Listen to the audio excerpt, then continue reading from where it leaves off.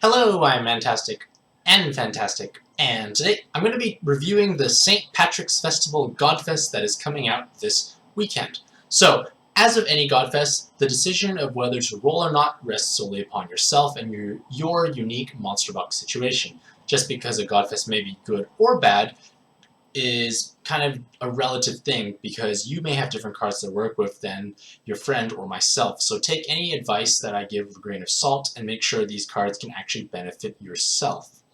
So basically the St. Patrick's Festival Godfest basically marks the debut of the new Three Kingdoms 2 series as well as two new Godfest exclusives of Fujin and Raijin. Now, all these cards have new and exciting active skills that do add great amount of dimension and diversity to your monster box. During this Godfest, all rolls will come out with a plus 50 to a random stat, as well as having the Pantheons at a standard 3 times rate and Godfest exclusives at 4 times.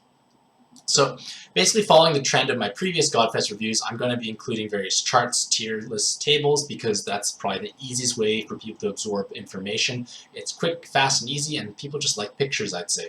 So this review will not necessarily go into too much detail of all the new cards coming out. If you wish to read about or watch more about them, please feel free to click those links here and here for the Three Kingdoms 2 Pantheon and the 2 new Godfest exclusives review.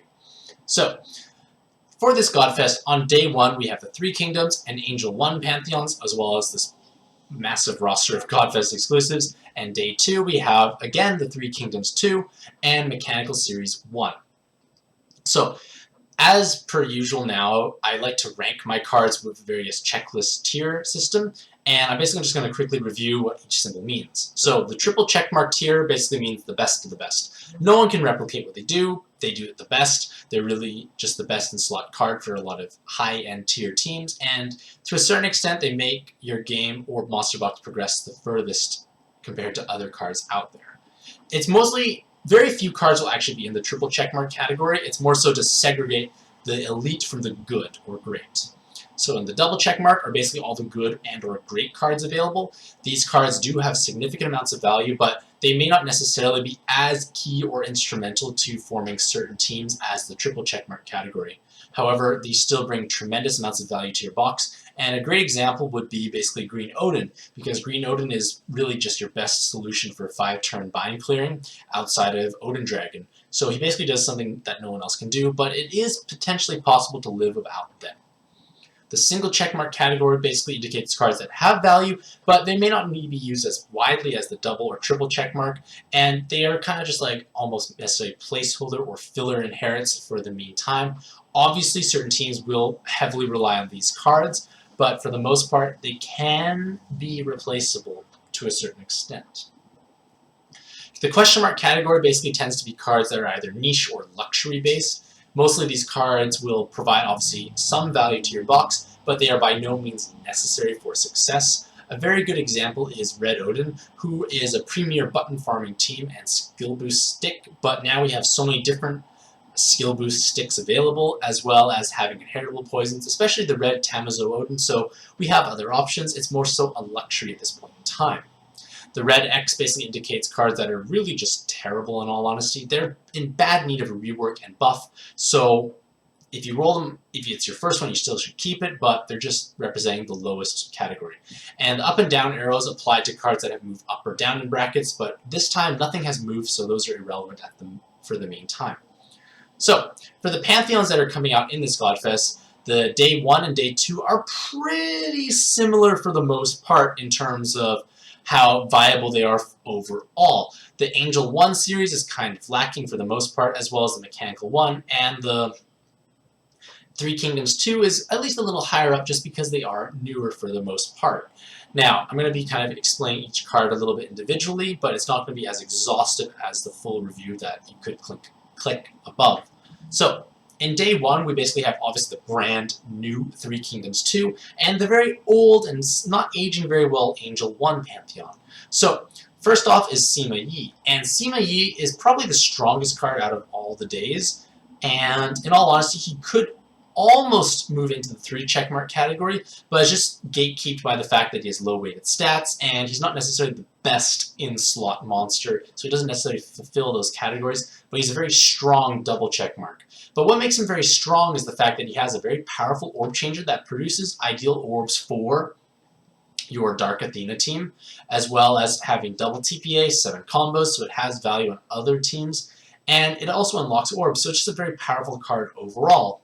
On the flip side, Diao Chan has a 2-turn based cooldown and the 7 combo awakening, so she's able to deal spectacular damage when hitting 7+ combos, but it's the fact that she's a 2-turn base allows her to be used on many different teams, and you can easily inherit something over top of her and utilize her as you deem fit. She does have 10% damage mitigation in Dark and Light, so it does greatly improve the survivability in solo mode because you can tank larger hits with ease, as well as she is somewhat of a favored card for farming Machine Zeus, because when you farm Machine Zeus, you have to dance around those locked orbs, and now you don't have to dance anymore, you can just straight up kill Diadem on floor 9. Raphael is a very powerful card, but it's mostly a luxury, if not situational, button farm or like rogue descend farming card. Now, I don't think it's necessarily luxury is a good word for them, but it's not like this question mark category, because Raphael does something really that no one else can do. That's why he makes it so valuable. You get a full board of hearts, which can be broken to other orbs, as well as 2 turns of damage void. So you can survive execution mechanics with ease, and it's just a great card to have all around for the most part. Granted, it may not be used on traditional teams, but if you're farming content, it's very powerful to have. In the single checkmark category, we do have Michael, and Michael is one who could potentially move up to double checkmark, but to a certain extent, it's only because of reincarnated Astaroth and how powerful she is.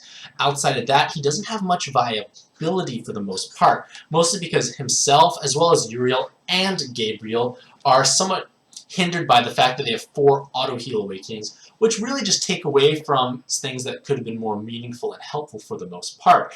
So that's kind of what is the main detriment to the Angel 1 series, and how basically the Hero series does everything they do but better.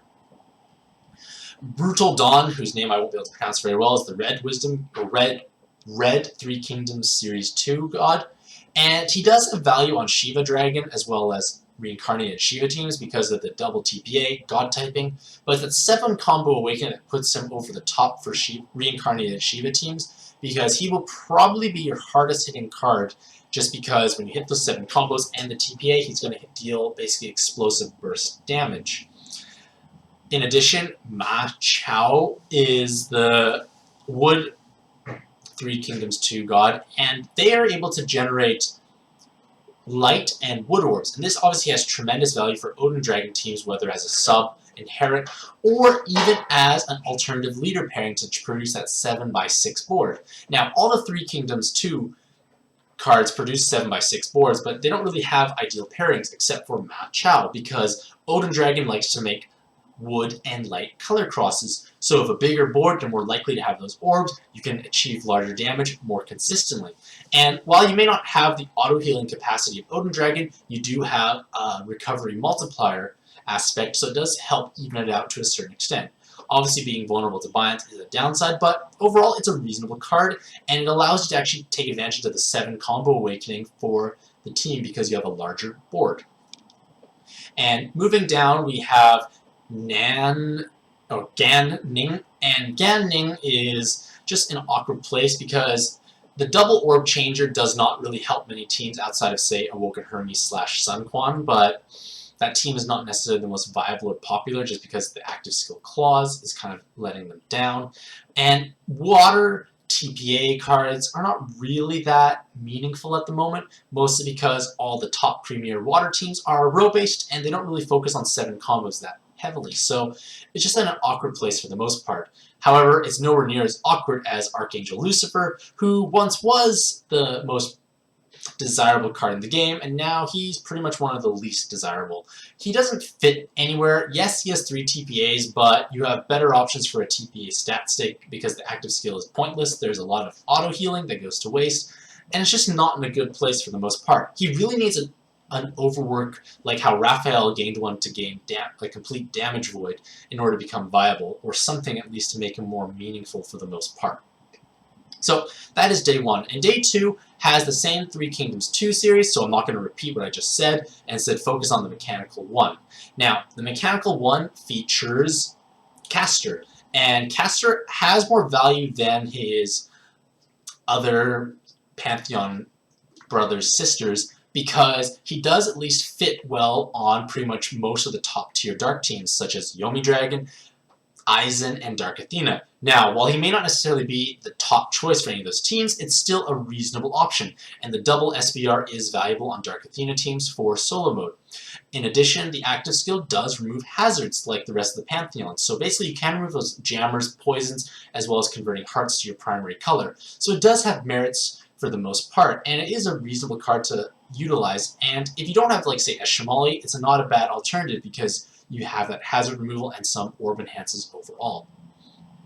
Now, if we move into the rest of the Pantheon, it goes a little bit downhill from there, because outside of, say, Spica, who has a bit of value on, say, Machine Athena for the machine typing, and Awoken Lube if you need a double SBR card, not too much value for the most part, as well as Alreshka being kind of in a similar boat, except it helps the double SBR for married teams. So the Pantheon is alright. It's not amazing just because there's still quite a few teams that do rely on hard orbs, so as we gain more cards that don't need hard orbs, this Pantheon will definitely start propelling themselves in value because they do have a nice roster of awakenings because they have double SBRs, they have double skill boost, they have 2 hard orb enhances, and they also have God Killer as well as 2 orb enhances for their respective colors, so they are powerful cards overall.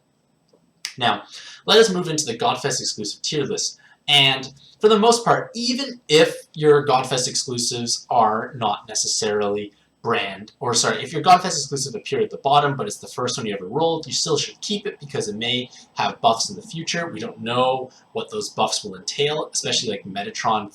They do have a buff in store. Hopefully it's meaningful this time. So, compared to the last Godfest, nothing has really changed because nothing has really received any meaningful buffs or evolutions since the last Godfest about 2+ weeks ago. The only noteworthy thing I could really mention is Gremory gaining a buff to allow her to use God types as well as 2 more rows and recover bind.